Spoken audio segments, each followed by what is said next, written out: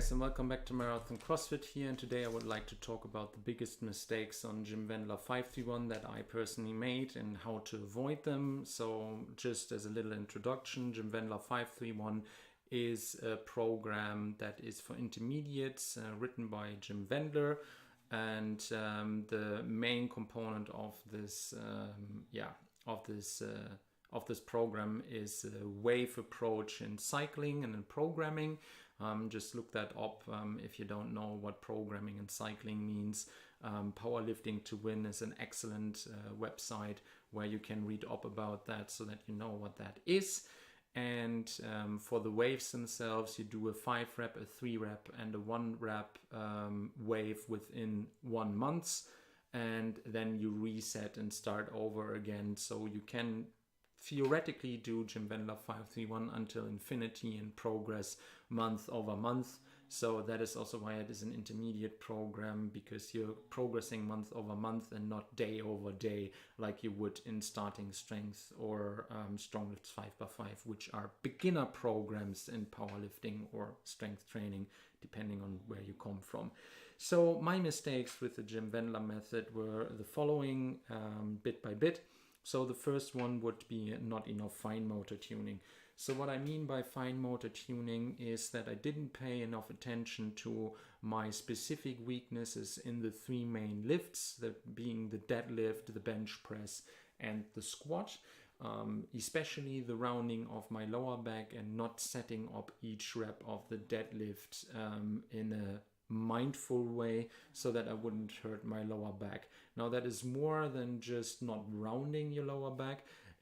Also what I didn't pay attention to is actually squeezing the bar hard enough, hand placement, then keeping my shins vertical, like all these little cues which you will actually only get really a grip of by reading some material around the different lifts rather than just looking at YouTube videos than myself. So I definitely recommend to you to spend the $10 on the Deadlift Dynamite book by Andy Bolton and Pavel Tsatsouline and read up about proper form for the 3 big lifts. It will avoid injury and it will make your progress faster. The other one in fine motor tuning that I've overlooked is correct breathing. So breathing into your belly and horizontally also helps you to actually build more tension. And also the whole tension thing is also something, a concept that you have to look at from a fine motor tuning perspective. And by the way, snoring in the background is Cupcake, my bulldog, so apologies. I won't wake her up now and stop this for you guys. So then the next oversight in my Jim Wendler cycle was that I didn't do not enough cardio. Actually, Jim Wendler himself, he recommends a lot of sled pushes and pulls, which I didn't do. So if you have a sled around after you've done your Jim Wendler 531, which shouldn't take you longer than half an hour, just take that thing and push and pull it around, and don't be a lazy ass like me for about 10 minutes until you're completely gassed, and then you will have your cardio in. Pretty simple.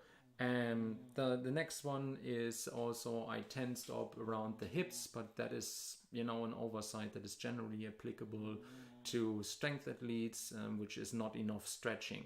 So if you want to stretch your hip with the most bang of the buck for the buck and pretty quick, I recommend 2 exercises with a kettlebell. The first one being a praying goblet squat. So praying goblet squat is taking a kettlebell by the horns, then getting a narrow squat stance and squatting down as far as you can without your heels coming off the ground, and keeping your back straight, so not hunching over like this. And then going up again, do this for 5 repetitions, and then go to the next stretch, which is a Cossack squat.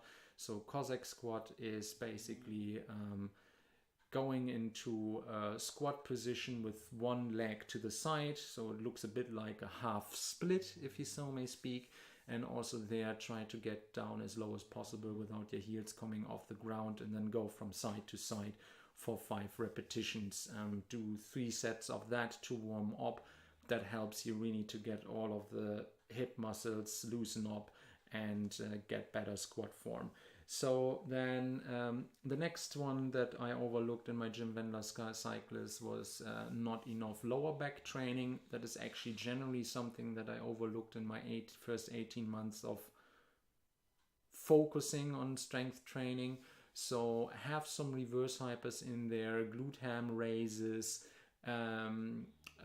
Turkish get-ups, kettlebell swings, you know, whatever suits your needs to actually get your lower back in a strong position, because I personally didn't do that, and therefore I injured my lower back, which put my development back about half a year on the deadlift. And yeah, that's a pity, because I wanted to hit a 200 kg deadlift. I still haven't.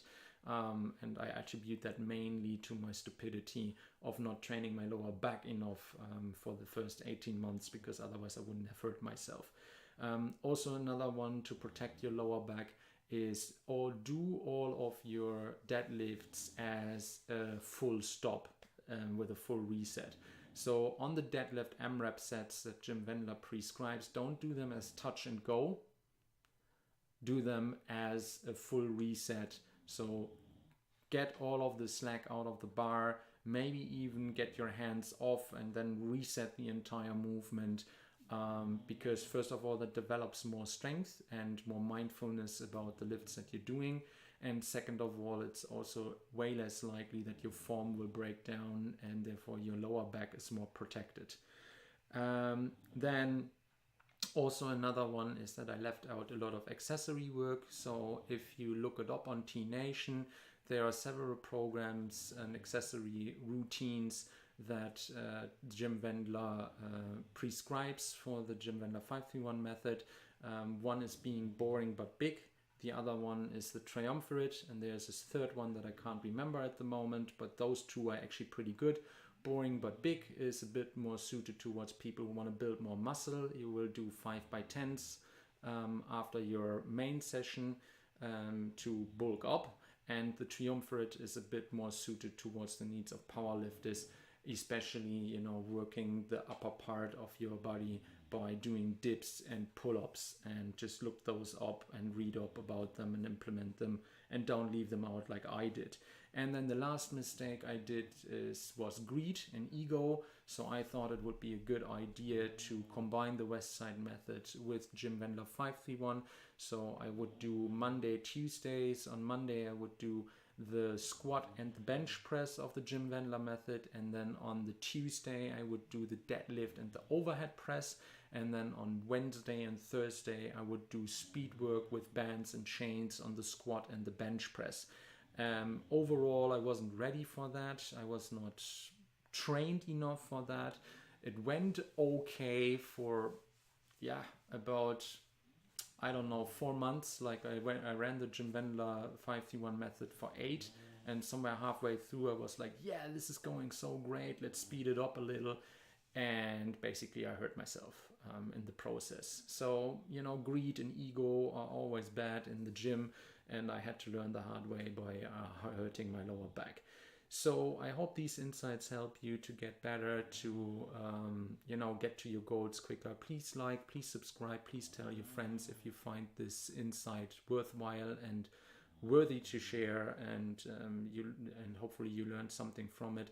Marathon-Crossfit is all about helping dads and stepdads to involve better routines and getting a bit more control in their lives with things that they can control, like running faster, lifting stronger, thinking deeper, because I found that this has also ripple effects into your job, into your relationship, and being a better and more reliable dad, because I think there are not enough of those around, unfortunately, and I'd like to change that.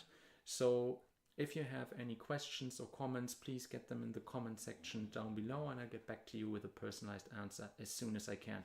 Bye bye.